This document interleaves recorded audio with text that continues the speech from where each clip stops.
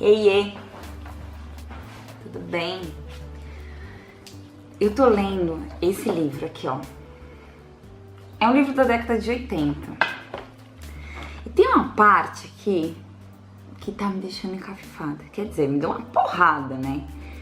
Ele tá falando sobre um livro em que Erich Fromm diz: somente na medida em que desativarmos o modo ter, quer dizer, não ser, isso é, parar de buscar a segurança e a identidade aferrando-nos ao que temos, sentando em cima do material, atendo-nos aos nossos egos e às nossas posses, é que poderemos emergir o modo ser. Beleza. Aquela frase, né? Todo mundo fala, dinheiro não traz felicidade, não é o que você tem, é quem você é. E ok na teoria, né? Porque a gente continua fazendo as coisas para ter. E o que mais me impressionou nesse desenvolvimento desse raciocínio do ser enquanto não fazer, não foi a dicotomia entre ser e ter, foi a dicotomia entre ser e fazer. Porque ele fala assim na sequência de que se você está muito apegado ao que você tem, ao cargo que você tem, à família que você tem, à casa que você tem, enfim, a tudo que você tem, você se vê em uma necessidade de fazer incontrolável e compulsiva para sustentar o ter que te define. Não é incrível isso? Olha só o que ele fala. O modo ter baseia-se em relacionamentos possessivos. O si mesmo é visto como um eu que tem por esposa, carro, casa, emprego e até um corpo.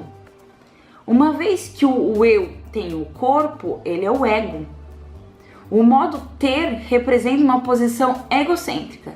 Esse modo desenvolveu-se a partir da propriedade privada, do poder e do lucro, dependendo desses fatores.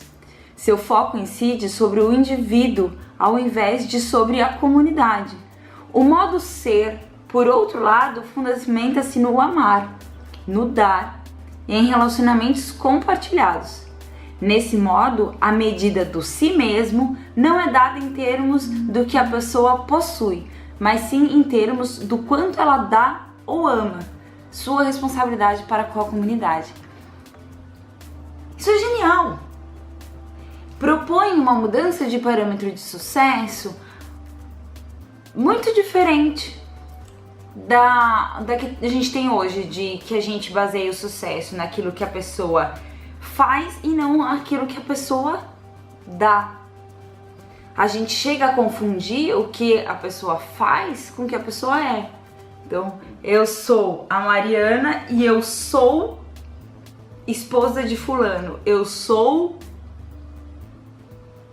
administradora. Eu sou empreendedora. Nós, obviamente, não somos isso.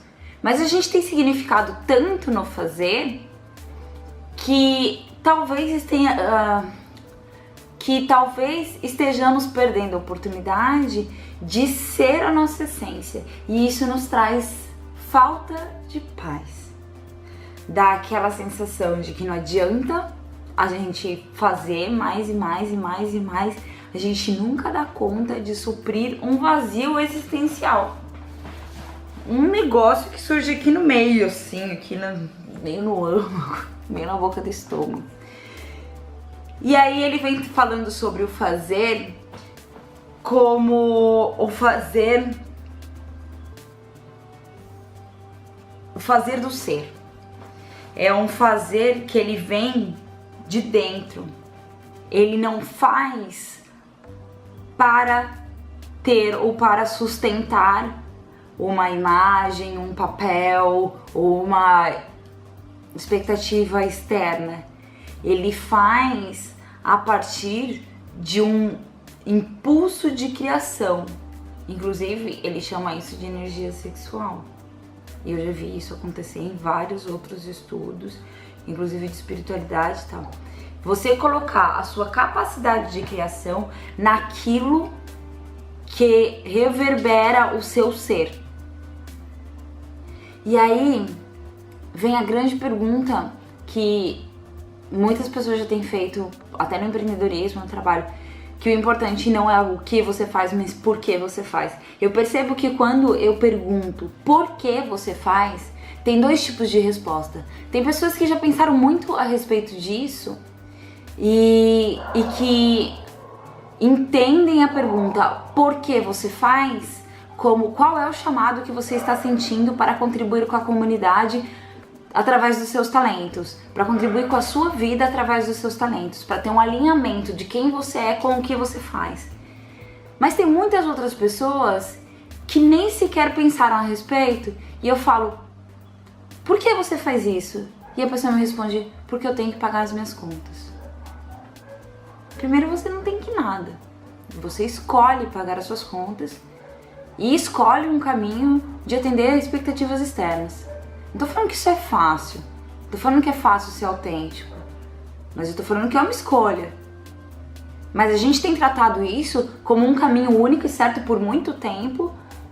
E isso nos tem levado a simplesmente agir sem pensar. E há um vazio existencial. Aí é óbvio. Tem essa galera ansiosa, né? Me incluo. Tem essa galera que não tem tempo pra nada. Tem essa galera depressiva. Mas talvez seja por estar definindo quem você é através do que você faz. E não através do que faz realmente sentido pra você. Complexo, né? Complexo. O modo possessivo não só reduz o ser, como ainda restringe a liberdade. As coisas que possuímos nos possuem. Somos possuídos por nossas posses no sentido de termos que pensar a respeito delas, nos preocupar por causa delas, cuidar delas.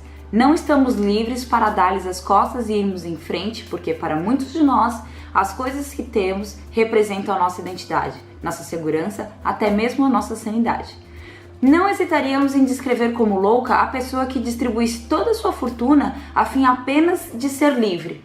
Achamos que não se pode ser livre a menos que se tenha uma fortuna. Portanto, gastamos as nossas vidas tentando fazer fortuna, descobrindo tarde demais que sacrificamos nossa liberdade. Não nos damos conta de que a liberdade vale mais do que uma fortuna, pois sem liberdade não se pode ser. Dorme com essa.